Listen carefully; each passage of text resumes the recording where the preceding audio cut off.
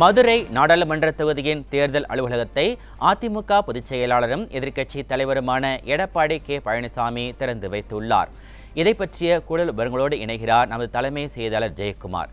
ஜெயக்குமார், இந்த பற்றிய விவரங்களை எங்களுக்கு சொல்லுங்க.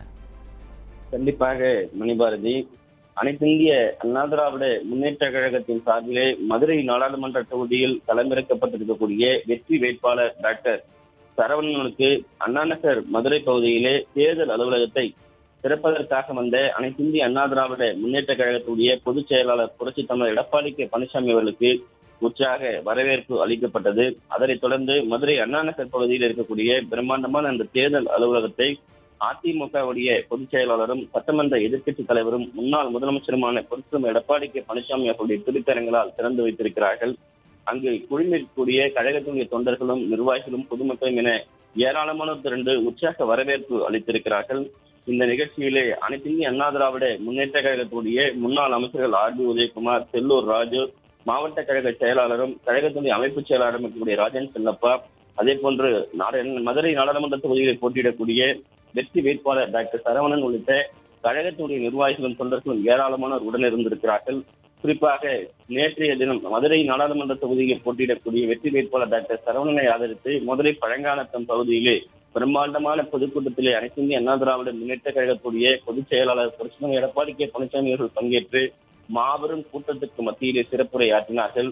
வெற்றி வேட்பாளர் டாக்டர் சரவணனை ஆதரித்து அவர்கள் வாக்கு சேகரித்தார்கள். அதற்கு முன்னதாக அனைத்திந்திய அண்ணா திராவிட முன்னேற்ற கழகத்துடைய கூட்டணி கட்சியாக இருக்கக்கூடிய தேமுதிகவுடைய வெற்றி வேட்பாளர் விஜயபிரபாகர் விருதுநகர் நாடாளுமன்ற தொகுதியில் போட்டியிருக்கிறார். விருதுநகர் மாவட்டம் சிவகாசி அருகே அவர் அந்த மாபெரும் பொதுக்கூட்டத்தில் கலந்து கொண்டு சிறப்புரையாற்றினார்கள்.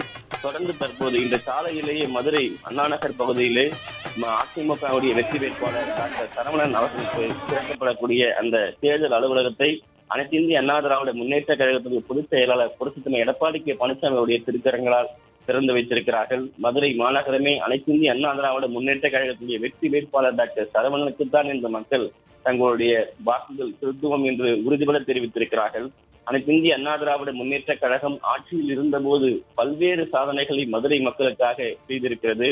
குறிப்பாக தமிழக மக்களுக்காக பல்வேறு சாதனைகளை செய்திருக்கிறது. விவசாயிகளுக்காக செய்திருக்கிறது, மாணவர்களுக்காக செய்திருக்கிறது.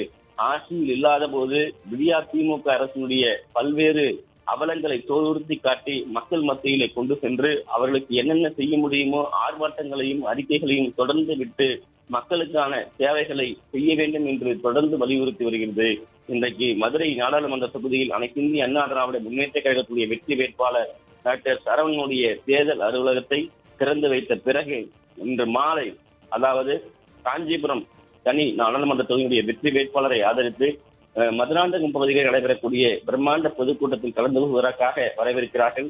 அதனைத் தொடர்ந்து, அதாவது ஸ்ரீபெரும்புதூர் நாடாளுமன்ற தொகுதியுடைய அனைத்திந்திய அண்ணா திராவிட முன்னேற்ற கழகத்துடைய வெற்றி வேட்பாளரை ஆதரித்து பல்லாவரம் பகுதியில் நடைபெறக்கூடிய பிரம்மாண்ட பொதுக்கூட்டத்தில் பங்கேற்று அனைத்திந்திய அண்ணா திராவிட முன்னேற்ற கழகத்துடைய பொதுச் செயலாளர் புரட்சி தமிழர் எடப்பாடி கே பழனிசாமி அவர்கள் சிறப்புரையாற்ற வருகை தர இருப்பது குறிப்பிடத்தக்கது. மணிபாரதி,